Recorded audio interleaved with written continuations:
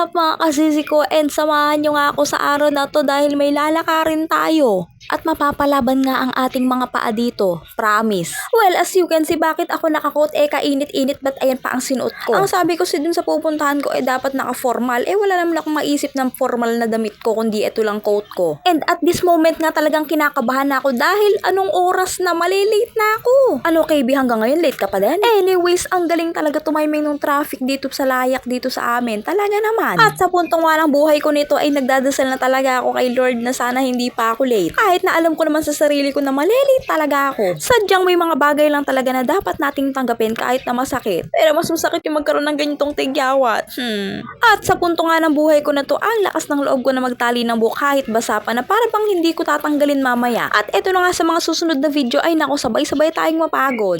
At eto na nga dahil walang shuttle sa baba, ayan, for the lakad ang person. Kaya pala pinagdadala kami ng payong, eto pala ang purpose nun dahil mainit ang aming lalakaran. Akala ko kasi kasama sa requirements yung payong. At gaya nga ng sabi ko kanina, ayan, tinanggal ko na din yung tali ng buhok ko dahil hindi ko matake na basa yung buhok ko nakatali. Grabe, hinihingal ako. Hindi ko kasi alam kung kailan pa yung huli kong lakad dito. Grabe. Hinihingal ako. So guys, currently I'm walking literally.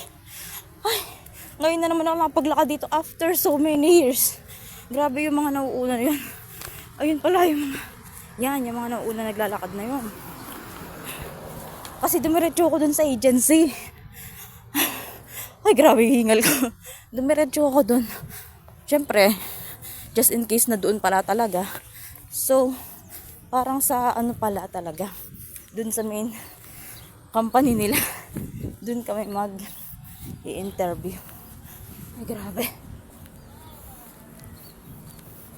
Tapos, ayun na nga. Nakakaloka. At sa punto nga ng buhay ko na to, ang goal ko lang is masabayan yung mga nauuna dahil ayun yung mga makakasama ko for sure. Ba't ako tatawid pa lang? Ay, grabe. Actually, may payong naman ako. Kaso, ayokong gamitin. Ewan ko. Ba't para bang marami akong dadalhin dun? Ay, pero hinihingal na talaga. Ay, natatawid na tayo guys. O diba? Maaabutan ko na sila. Ay, ang aking magiging kasamahan. Guys. Ay, hinihingal na talaga ako. O diba? Sa bilis ko ba naman maglakad? Di ko sila maaabutan. Like, tignan yung lakad ko. Taray.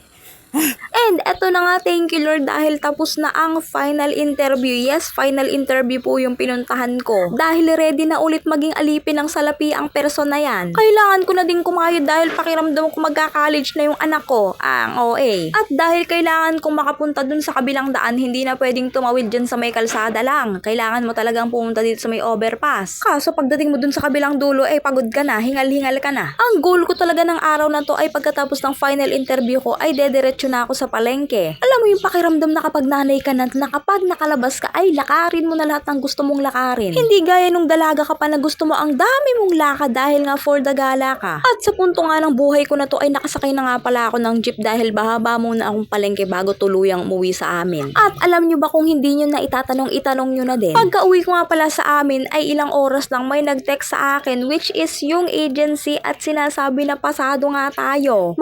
Thank you Lord ka na lang talaga. At eto na nga, nasa bahay na tayo, successful ang ating mga lakad, nakapag final interview at nakapamalengke tayo. Yung mga kailangan lang naman pala namin sa isang linggo yung binibili ko, and ayan, bigas, and huwag natin kakalimutan yung tsinelas ko syempre. And hanggang dito na lang muna mga kasisi ko, salamat sa panonood hanggang sa dulo, see you on my next upload, and thank you Lord dahil pasado tayo, babush!